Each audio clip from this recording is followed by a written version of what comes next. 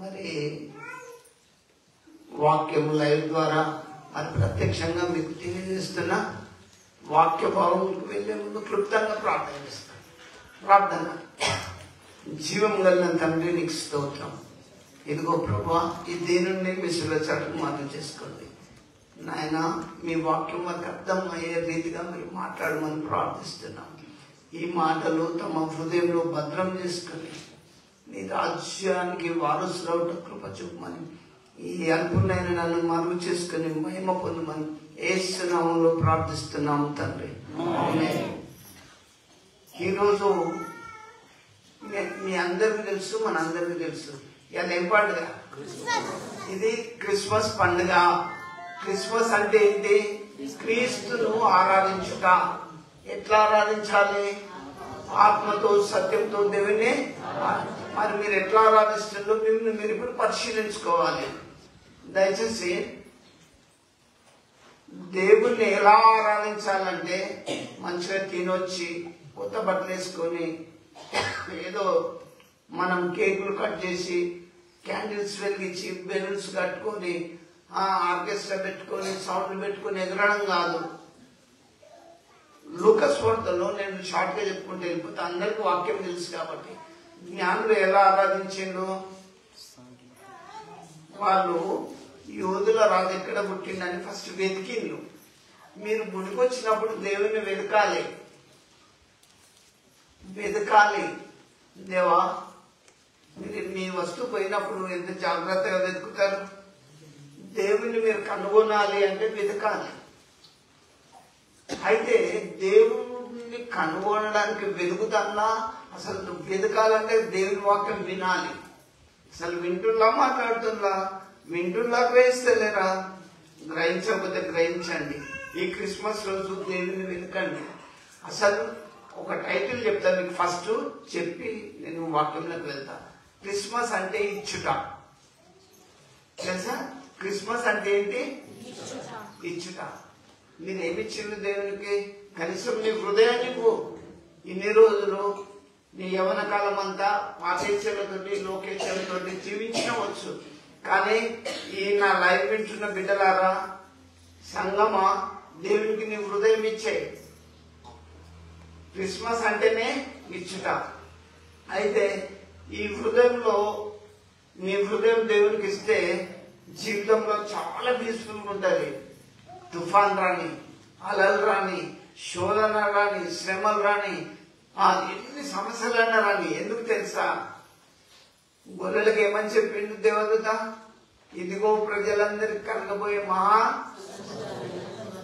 సువార్తమానం నేను మీకు తెచ్చి ఉన్నాను. దావీదు పట్టణమందు నేడు రక్షకుడు పుట్టి ఉన్నాడు.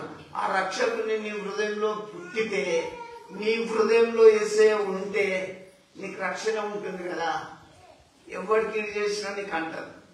ఏ తెగులు నీ గుడారమో, ఎంత రోగం రాని భయం లేదు. ఎందుకు తెలుసా? రక్షకుడు ఉన్నాడు కదా. గొల్లలకు ప్రజలందరి కొరకు యేసు ప్రభు లోకానికి వచ్చాడు. దేవుడు తన ప్రియ కుమారుణ్ణి మన కొరకు ఇచ్చింది ఈ లోకంలో. దేవుడు కనుక, యేసు ప్రభు కనుక ఈ రోజు ఇక్కడ జన్మించకపోతే మనకు రక్షణ ఉండేది కాదు. లేఖనాలు అన్ని నెరవేరుతున్నాయి. మీరు ఇప్పటికైనా దయచేసి తెలుసుకోండి. క్రిస్మస్ అంటే ఇచ్చుట. దేవుడు తన ప్రియ కుమారుణ్ణి మన కొరకు ఈ లోకాన్ని పంపిండు, ఇచ్చిండు. ఆయనని మీరు ఆరాధించండి. ఎట్లా ఆరాధించాలి? తూర్పు దేశం జ్ఞానుల దగ్గరకు తీసుకుపోతాం. వాళ్ళు యేసు ప్రభుని వెతికింది, ఎక్కడ పుట్టిండని వెతికితే బెత్లెహేములో జన్మించండి అని క్లియర్ గా రాయబడ్డది. ఆ బెత్లెహేములో యూదా దేశపు రాజు దగ్గరకు వచ్చినప్పుడు, రాజా ఇక్కడ యూదుల రాజుగా ఎక్కడ ఉన్నాడు, మీ నగరంలో పుట్టిండంటే రాజుకే కలవరమైంది. వింటున్నా? ఏ రోజు రాజు కలవరమైంది? నేనే రాజు కదా, ఇంకెవరు అని కలవరపడి గ్రంథాలు విప్పి చూస్తే ఆ గ్రంథాల్లో ఏం రాయబడ్డది? బెత్లెహేములో యేసు ప్రభు జన్మించడానికి రాయబడ్డది. అయితే ఆ జ్ఞానులను వాళ్ళు రీసెర్చ్ చేసి యేసు ప్రభు ఉన్న చోటుకే కరెక్ట్ వచ్చిండ్రు. వారికి చుక్క నడిపించింది. బైబిల్లో చదివితే మీకు అర్థమవుతుంది. ఆ నక్షత్రము వారికి యేసు ప్రభు ఉన్న చోటు మీదకి వచ్చి ఆగింది. ఈ జీవితంలో దేవుని నడిపింపు ప్రతి ఒక్కరికి కావాలంటే ప్రార్థన చేయాలి. దేవుని నడిపింపు మీకు కావాలి అంటే, నీ భవిష్యత్తు చక్కగా ఉండాలి అంటే ప్రార్థన చేసుకోవాలి. ఇశ్రాయేలులకు ముందుగా ఎర్ర సముద్రం వచ్చిన దేవదూత ఆ సముద్రంలోకి వెళ్ళి వారిని నడిపించింది. ఈ జీవితంలో నీ డబ్బకెరకు రాదు, చదవకెరకు రాదు, పదవి ఎక్కరకు రాదు. యేసు ప్రభుని తెలుసుకోండి, ఆయన నడిపిస్తాడు. క్షేమం, నెమ్మది, శాంతి, సమాధానం, స్వస్థత ఇచ్చి నడిపిస్తాడు. చాలా మంది గడిపే దేవుడు అనుకుంటారు, లోకమే స్వర్గం అనుకుంటాను. ఇది కాదు. నువ్వు ఎంత విరవీగినా ఇది 70 ఏళ్ల యాత్రని గుర్తు పెట్టుకుని బ్రతకాలి భూమి మీద మనుషులం. జ్ఞానులు ఆ తారను వెంబడించి, ఆ చుక్కను వెంబడించి యేసు ప్రభు ఉన్న ఇంటి దగ్గరనే ఆగింది. అట్లా వాళ్ళు వెతికి కనుగొన్నారు. మీరు కనీసం బైబిల్ చదివైన యేసు ప్రభుని తెలుసుకోండి. దేవుడు ఆత్మ కనుక ఆయన్ని ఆరాధించేవారు ఆత్మతో సత్యంతో ఆరాధించాలి. మనస్ఫూర్తిగా దేవుణ్ణి ఆరాధించాలి. అయితే వాళ్ళ ఆరాధన ఎట్లున్నది చూడండి. యేసు ప్రభుని చూసినాక వాళ్ళు ఏం చేసిండ్రు? తమ పెట్టెలు విప్పి బంగారము, సామ్రాన్ని, గోళాన్ని ఆయన కానుకలుగా ఇచ్చిండ్రు. ఎవరికి? ఆరాధనలో కానుకలు ఇచ్చిండ్రు. వాళ్ళు పెట్టెలు విప్పిండ్రు. ఒక్కొక్కరు ఒక్కొక్క తీరు పెట్టెలు విప్పిండ్రు. పెట్టెలు విప్పినప్పుడు బంగారం. ఇప్పుడు మీరు బంగారం ఏనవసరం లేదు. ఎందుకు చెప్పనా? నీ హృదయం ఇస్తే చాలు. నీ హృదయం ఇస్తే చాలు. నువ్వు పరిశుద్ధురాలుగా, పరిశుద్ధునిగా, మంచిగా హృదయపూర్వకంగా దేవుని అనుసరించే బిడ్డవైతే చాలు. ఒకసారి గుర్తుపెట్టుకో, మనము దేవుని బిడ్డలమని చెబుతూ తప్పు చేస్తే దేవుడు ఒప్పుకుంటాడా?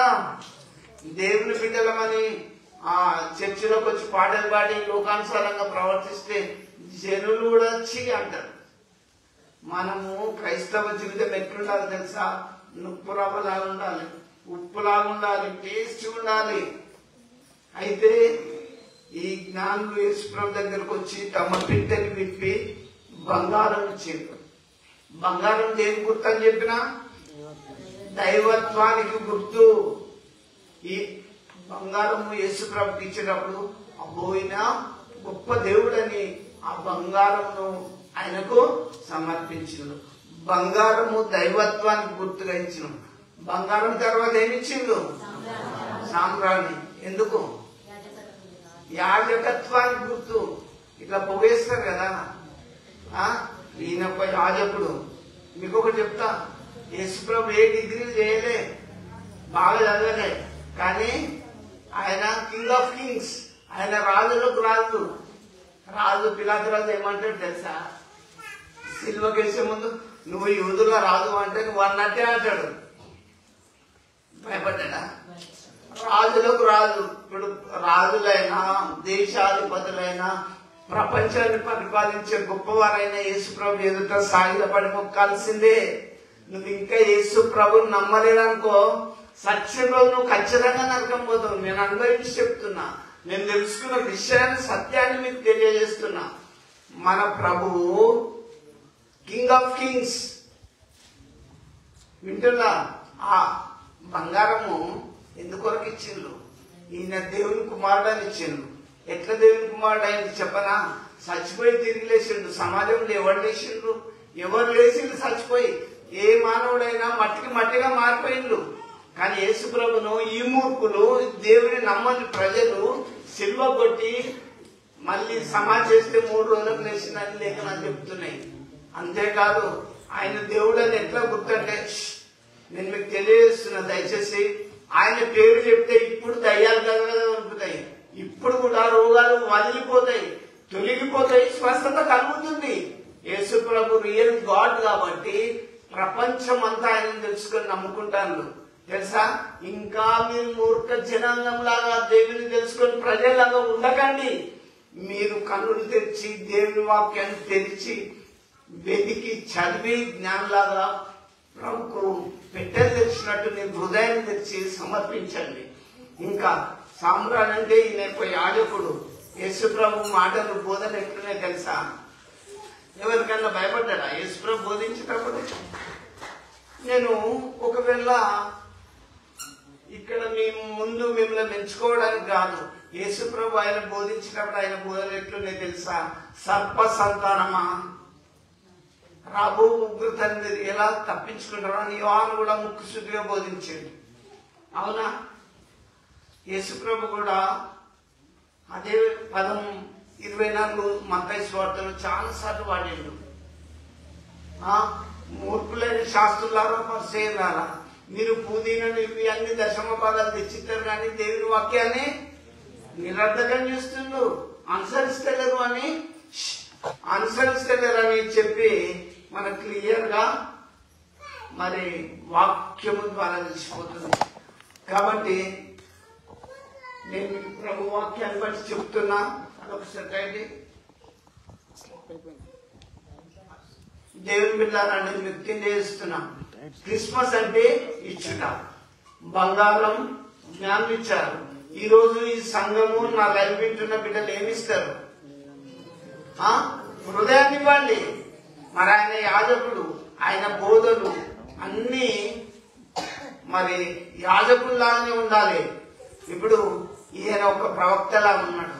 సమరయ స్త్రీని తీసుకోండి. ఫస్ట్ మాట్లాడేటప్పుడు నేను ఎవరో అనుకున్నది, అమ్మకు నీళ్లు పోయి అని అడిగిండు. అంటే అయ్యా నువ్వు ప్రవక్త అనుకుంటున్నా అంటది. తర్వాత మెస్సయ్య అనబడిన క్రీస్తువు నువ్వేనా అని తెలుసుకున్నది వెతికి. ఆ కుండను అక్కడ విడిచిపెట్టి ఊరికి పోయి ప్రకటించింది, నేను మెస్సయ్యను కనుగొన్నా, వెతికినా, నాకు మెస్సయ్య అక్కడికి వచ్చిందని. నువ్వేమి ఇవాళ క్రిస్మస్ పండుగ అంటే కొత్త బట్టలు, కాస్ట్లీ బట్టలు పెట్టుకున్నావు. ఓకే, నేను కాదన్నా. మరి ఎస్ఐకు నీ కులాన్ని చెప్పవా? జీసస్ ఫర్ ఆల్, యేసుప్రభు అందరి దేవుడు అని నేను తెలుసుకున్నాను చెప్పుకోవాలి. ఇంకా మీరు ఇంకా దిగజారు, నువ్వు మారవు, నీ భర్త మారదు, నీ కొడుకు మారడు, బిడ్డ మారదు, ఇంకా అల్లుడు మారడు, అత్త మారదు. ఎట్లా? నేనైతే చెప్తున్నా, దేవుడు ఏం చెప్పింది తెలుసా? మీ మాట వినకపోతే కాలు దుమ్ము దులుపుమన్నాడు. అది ఒకరోజు సాక్ష్యమై చెప్తుంది.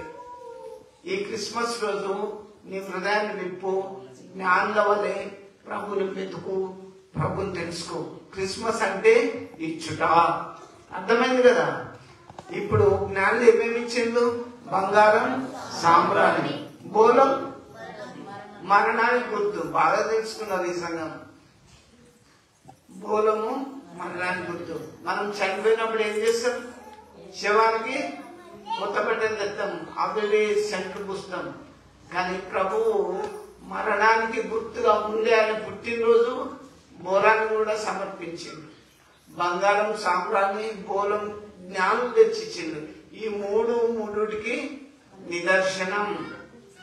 ఆయన మరణం, బోలం ఆయన మరణాన్ని గుర్తుగా తీసుకొచ్చిండు.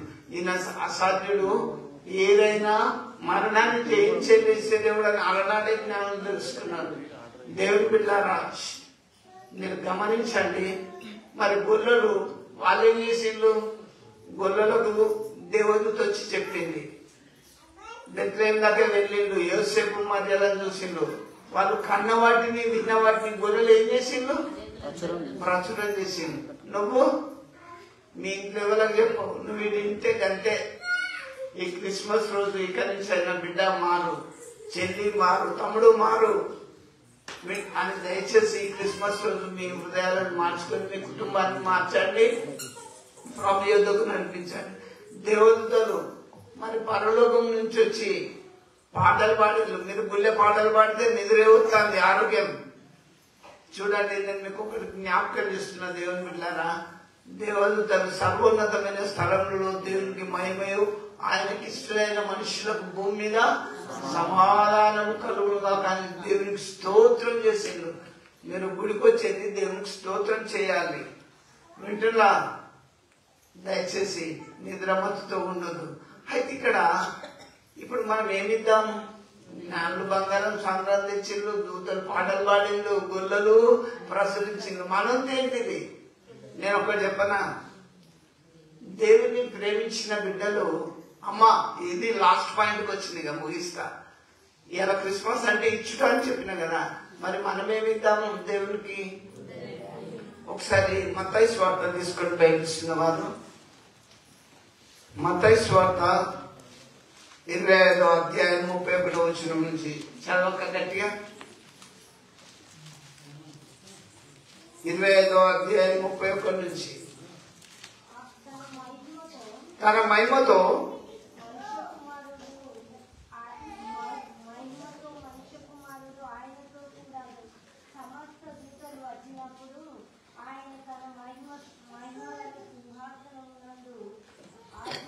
చూడండి, దేవుడు ఈ లోకానికి మళ్ళొస్తాడు. ఎట్లా? తన మహిమతో వచ్చినప్పుడు సింహాసనం మీద ఆసీనుడై ఉంటాడు. ఆయనతో పాటు ఎవరు ఉంటారు? దేవదూతలు కూడా ఉంటారు. వచ్చినప్పుడు ఏం చెప్తాడంటే 33వ వచనం చెప్పండి. అప్పుడు సమస్త జనులు ఆయన ఎదుట పోగు చేయబడతారు. సమస్తమైన జనులు దేవుని ఎదుట పోగు చేయబడతారు. అందరికి ఉన్నది ఆట ముందు. నమ్మండి, తెలుసుకోండి, యేసు దేవుడు అని చెప్తున్నా మీకు. సమస్త జనులు, నువ్వు యాక్టర్వే కావచ్చు, డాక్టర్వే కావచ్చు, ఏథిస్ట్వే కావచ్చు, మార్కిస్ట్వే కావచ్చు, నువ్వు ఎవరివైనా కావచ్చు, సమస్త జనులు ఆయన ఎదుట పోగు చేయబడతారు. ఆ గ్రూప్ లో మనం అందరం ఉంటాం. అప్పుడు ఏం జరుగుతుంది? అర్థమయ్యే రీతిగా రాసిండు. గొల్లవాడు మేకలలో నుంచి గొర్రెలను ఏర్పాటు చేసినట్లుగా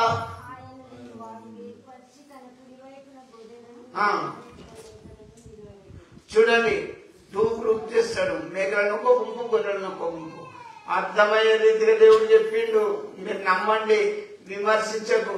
నువ్వు ఎవ్వరు అనగా విమర్శించే స్థాయి నీకు లేదు. ఎందుకంటే నీ ఏజే 70 ఏళ్ళు లేదు. ఏమి విమర్శిస్తాం మనం? నేర్చుకోవాలి మనం. ఇక్కడ గొల్లవాడిని ఎగ్జాంపుల్ పెట్టిండు. గొల్లవాడు గొర్రెలను మేకలను ఏ రీతిగా డివైడ్ చేస్తాడో, ఏర్పాటు చేస్తాడో ఆ రీతిగా సమస్త జనులను దేవుడు అది ఏర్పాటు చేస్తాడు. బిడ్డను దేవుని నమ్మినవు, బిడ్డను నమ్మలేదు అని నమ్మిన వారిని ఒక పక్క, నమ్మిన వారిని ఒక పక్క చేస్తాడు. షార్ట్ గా చెప్పుకుంటూ పోతున్నా. ఎడమ వైపున ఉన్న వారిని చూసి శపింపబడిన వారులారా అంటాడు. కుడి వైపున వారిని చూసి ఆశీర్వదింపబడిన వారులారా రండి అంటాడు. ఎందుకన్నాడు వీళ్ళని ఆశీర్వదింపబడి? ఎందుకు వీళ్ళని శపించిండు తెలుసా మీకు? అన్వేషణ చేయండి తొందరగా ఎవరైనా. అప్పుడు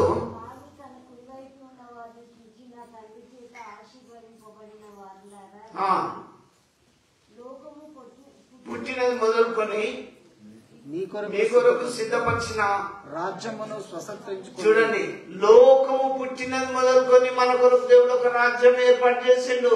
ఇది ఎన్నెందుకు రాదు? అది లోకంలో మనం కష్టపడింది 70 ఏళ్ళే. 70 ఏళ్ళ వరకు మన పరిస్థితి ఎట్లుంటే చెప్పనా? కళ్ళు కనబడి, పన్ను దూసిపోతాయి, కాళ్ళు నడవరాదు, కట్టె పట్టుకుంటాం, తర్వాత కాటికి పోతాం. ఇంకనైనా తెలుసుకో యేసు ప్రభుని, ఇప్పటికైనా తెలుసుకో. యేసు ప్రభు నీ కొరకు పుట్టిండు, నిన్ను రక్షించడానికి వచ్చిండు. నేను ఏం చెప్తున్నా? నశించిన దాన్ని వెతికి రక్షించడానికి ఈ లోకం, యేసు ప్రభు ఈ లోకానికి వచ్చిండని బైబిల్లో వ్రాయబడ్డది. అయితే అబ్బో నా కులం, అబ్బో నా జనం, నా వంశం ఇంత పెద్దది, అరే చచ్చిపోయే వాడు రాడు, వస్తాడా?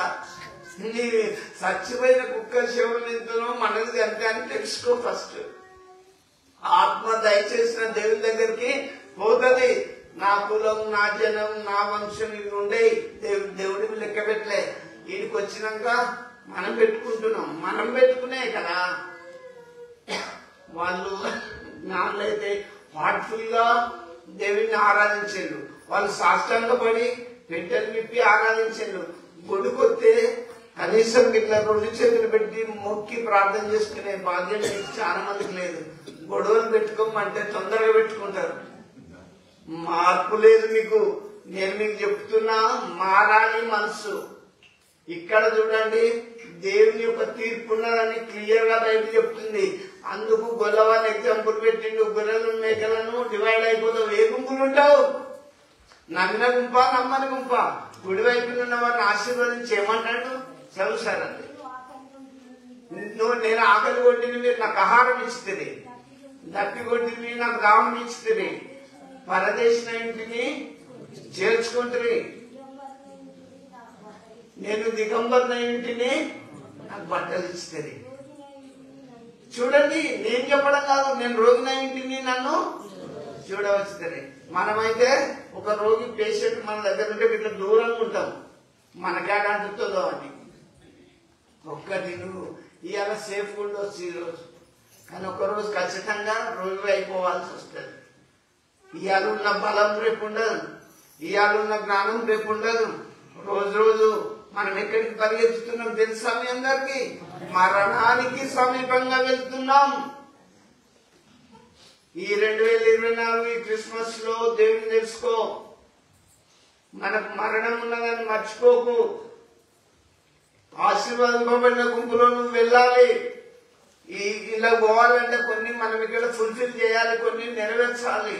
ఏమిటి అవి? నేను రోగిన ఇంటిని చూడవచ్చు. నేను రోగంతో ఉంటే నిజంగా సారు సాగనన్న నారాయణ వీళ్ళంతా నాకు పరిచయం చేసిన వీళ్ళు ఆల్రెడీ వీళ్ళ అకౌంట్ క్రెడిట్ అయినట్టే. ఎందుకంటే నేను చెప్పడం కాదు, నారాయణ నా బంధువు కాదు, సార్ నా బంధువు కాదు, సాయన నా బంధువు కాదు, ఏలి రవి నా బంధువులు కాదు. నేనైతే మరణ స్థితిలో ఉన్నా, చూసి వాళ్ళ అకౌంట్ క్రెడిట్ అవుతుంది. ఎట్లయితుంది చెప్పనా? దేవదూత కుర్నేల దగ్గరకు వచ్చింది. కుర్నేలో నీ ప్రార్థనలు, నీ ధర్మ కార్యములు అన్ని నా దగ్గరకు వచ్చినాయి అని దేవదూత వచ్చి చెప్పింది. మనం చేసే మంచి చెడు, ఇప్పుడు నేను చెడు పని చేస్తే నా ఒక్కరికైనా తెలుస్తుంది కదా, తెలుస్తుందా తెలియదా? నాది నాకు తెలుసు. మూడో కన్నా ఎవరు చూడలేదని నేను అనుకుంటా. వాళ్ళు తెలియక ఈ వాక్యం తెలుసు తెలియదు, కానీ నన్నైతే పరామర్శించిండు. ఇంకొకటి పుట్టకులవాని దగ్గరికి తీసుకుపోయింది. ఎవరు? మంచి సమరయుడు. దెబ్బలు పడి రోడ్డు పక్కన పడి ఉంటే, అయ్యో ఒక యాజకుడు పోయిండు. ఆరోగ్యం యాజకుడు అంటే మంచిగా చర్చిలో పెద్ద పోయిండు. పోతుంటే బాట పక్కన ఒకరిని దొంగలు కొట్టేసిండు.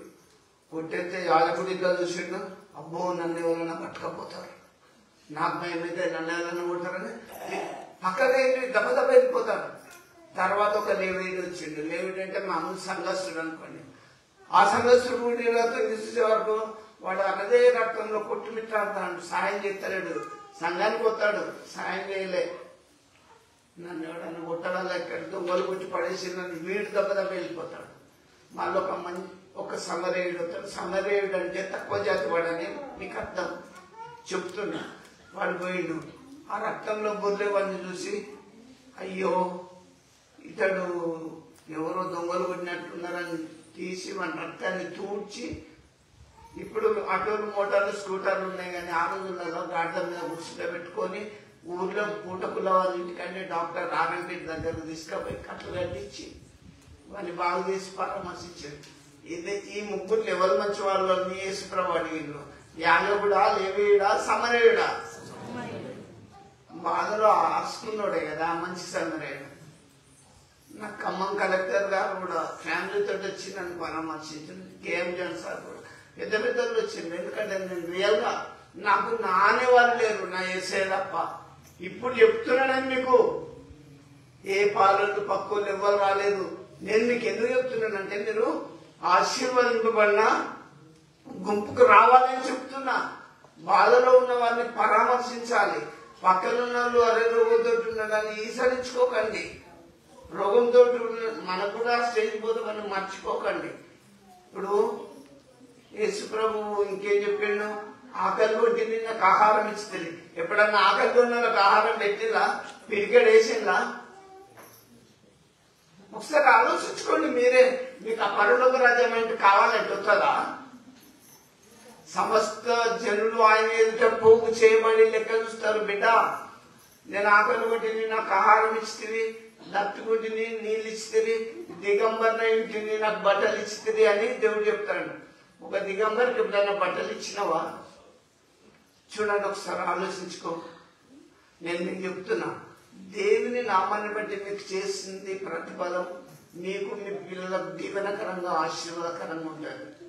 ఇప్పుడు ఒక దిగంబర్కి ఇస్తే కంటిన్యూషన్ కింద చూస్తే ఒక అల్పునికి చేస్తుంది కాబట్టి నాకు చేస్తుంది అని యేసు ప్రభు చెప్తాడు. ఇప్పుడు ప్రభు నామంలో కొంతమంది ప్రేరేపింపబడిన బిడ్డలు, నేను మీకు చెప్తాను ఓపెన్గా, కొన్ని బట్టలు తీసుకొచ్చింది అన్న సంఘంలో ఇచ్చేయి, పెద్ద మనుషులు ఉన్నారు దుప్పట్లు ఇచ్చేయి అని కొంతమంది నాకు చెప్పకుండా తీసుకొచ్చింది. ఎందుకంటే క్రిస్మస్ అంటేనే ఇచ్చుట బాబు, క్రిస్మస్ అంటేనే ఇచ్చుట. ఆహారం ఇచ్చి, రోగిని పరామర్శించి, బట్టలు ఇచ్చి, సెర్సాల్లో ఉంటే చూశారా ఎప్పుడన్నా? ఇప్పుడు మనం ఏం చేస్తాం తెలుసా? మా ఆలోచన రోగం అనుకుంటాం. అంత నెగిటివ్ థింకింగ్, అంత వ్యతిరేకమైన ఆలోచనలు. వాడు బాగానే ఆలోచింది, నీతిమంతుడేమో ఎట్లయిందంట ఎవరు గెట్. కాబట్టి కృష్ణుడు ప్రియ దేవుని బిడ్డలారా, నేను మీకు తెలియజేస్తున్నా, దేవుని వాక్యాన్ని బట్టి హెచ్చరిస్తున్నా, క్రిస్మస్ అంటే ఇచ్చటాన్ని మర్చిపోకండి. దేవుని తెలుసుకొని, జ్ఞానులు బంగారం సంపాదించింది కానీ మీరు మీ హృదయాన్ని ఇవ్వండి. గొల్లలు ప్రచురించింది కానీ మీరు నీ కుటుంబంలో దేవుని వాక్యం చెప్పుకో. రోజు కుటుంబ ఆరాధన ప్రార్థన పెట్టుకో. ప్రార్థన నీ ఇంట్లో రోజు లైట్ ఉన్నట్టే. ఏ దేవుడు నీ గుడాలనో సాధారణ అవకాశం ఎక్కడ ఉంటుంది? ప్రార్థన చేసుకోండి, ఆశీర్వదింపబడండి. ఇంకా దూతలు చేసినట్టు దేవుని స్తోత్రం చేయండి. వింటున్నా? కానీ ఇక్కడ క్రిస్మస్ ఆరాధన అంటే ఇప్పుడు జ్ఞానంలాగా సాష్టాంగపడి, లేదా ఇంత ఏజ్ ఉన్నారు అంత ఏజ్ ఉన్నారు పెద్ద మనుషులు కాబట్టి నా మంచం మీద దేవాన్ని నిన్ను జ్ఞాపకం చేసుకుంటానని చేయొచ్చు. మీరు ఏజ్డ్ కదా. కొంత మనిషి యవనస్తులు మొక్కల మీద ఉండి పరమ దేవుడు అని దేవాన్ని తెలుసుకున్నామని ప్రార్థన చేసుకున్న ఆశీర్వాదం. ఎందుకు? నీ పనుల కొరకు చేయి, నీ పిల్లల కొరకు చేయి. ఉదయం లేచి దేవుడికి మొరపెట్టండి. ఇంకా దేవుని బిడ్డలని నేను మీకు తెలియజేస్తున్న, కుటుంబ ఆరాధన మీ ఇంట్లో ఉంచుకోండి. ఈ జ్ఞానులు అయితే దేవుని మొక్కి ఆరాధించిండ్రు. వాళ్ళ ఆరాధన అట్లున్నది. కొంతమంది విగ్రహాలకు మొక్కుతారు, విగ్రహారాధన కూడా ఉంటుంది. ఎందుకది పొద్దంతా మాట్లాడినా పిలిచినా మాట్లాడదు, పొద్దంతా పిలిచినా మాట్లాడదు.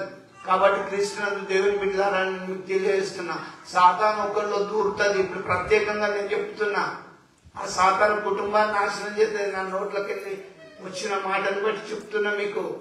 దేవుని వాక్యము విని హృదయం నింపుకొని జ్ఞానులో వలె మీరు ప్రభును ఆరాధించే విధంగా ఎదగాలని నేను మీకు హెచ్చరిస్తూ ఈ క్లుప్తంగా ఈ వాక్యాన్ని ముగిస్తున్నా.